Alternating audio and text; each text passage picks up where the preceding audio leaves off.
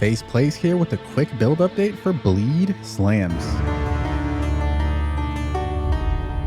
It's a fantastic league starter with great damage, strong defenses, enormous recovery, and screen-wide coverage. We can run any combination of Sunder, groundslam of Earthshaking, vaalgroundslam, and Perforate of Bloodshed.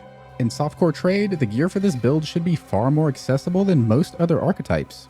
It's easily one of the strongest league starters. Bleed SLAMS Slayer also shines for solo self-found, hardcore, beginners, learning uber bosses, or for those looking to transition to another duelist build later. This league, imbued gems are gone, so a double 6-link setup is no longer needed, alleviating a ton of socket pressure. For the 4th Ascendancy, we may run the new Velka Bloodline, Brine. The assumption is that it's a circular area around your character, and when enemies leave the radius, they instantly lose life equal to 30% of stored damage over time. For bossing with Brine, move away from the boss at around 40 to 45% life, which will put them right around our Cooling Strike threshold. Then hit the boss one more time to finish it off. Let's quickly look at two relatively new build mechanics that I've yet to cover in a video: Hydrosphere and Perforate of Bloodshed. Hydrosphere is a spell that has an incredibly strong interaction with Sunder. It's a stationary orb that can be hit. When attacking with Sunder, it hits both the boss and the Hydrosphere. When the Hydrosphere is hit, Sunder sends out a shockwave that also hits the boss. This means 60% more hit damage. Additionally, the extra hit is an extra chance to aggravate bleeds.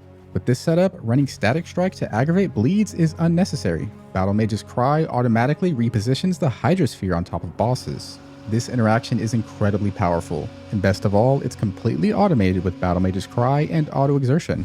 Perforate of Bloodshed specializes in bossing, particularly uber bosses or early league nightmare bosses at low gear levels. In real world scenarios, the bleed damage of this skill tends to be higher than any other slam. Bloodshed causes 6 spikes to emerge from the ground. On average, you can expect around 5 hits per attack. There are 3 enormous benefits here.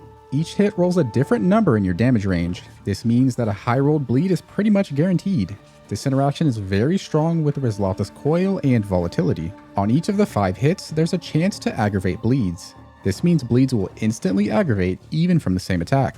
Each hit is a separate 10-second leech instance for Slayer's Overleech, maxing out leech rate incredibly quickly even with terrible uptime. Additionally, with the 5% instant leech mastery, each individual hit recovers a decent chunk of life, meaning that life can be leeched at a much faster rate than it could otherwise. Even with terrible gear, most bosses can be face tanked, as long as you don't get one-shot. There are 2 downsides to this skill. It requires melee range, unlike the other slams, and it's completely unplayable for mapping as the area is quite small. Using Perforate of Bloodshed simply means a quick gem swap and you're good to go. Keep it in your inventory and swap it in when needed. Early progression has been adjusted a bit. As always, Sunder is incredibly smooth in the campaign from level 12 all the way to maps. Entering maps, there are 2 different paths you can take.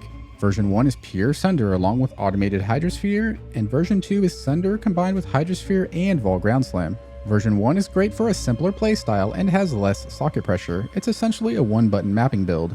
Version 2 has more socket pressure and adds some gameplay variation by weaving in vaalgroundslam for those moments where you want to hit behind you or in a large area. Pick whichever version you prefer and ignore the other one. Later on, vaalgroundslam of Earthshaking is usually the way to go for enormous mapping coverage. It's recommended to get an 800 physical DPS axe or higher before swapping to Earthshaking, and optionally swap in Perforate of Bloodshed for bossing as needed. Sunder, groundslam of Earthshaking, and Perforate of Bloodshed can all be easily gem swapped between, without any other changes, with the one exception that Hydrosphere only benefits Sunder. Check out the written build guide for tips about things such as defenses, crafting, uniques, boss priorities, and so on. Be sure to take a look at my other Bleed Slam videos for a deeper dive into Bleed Slams.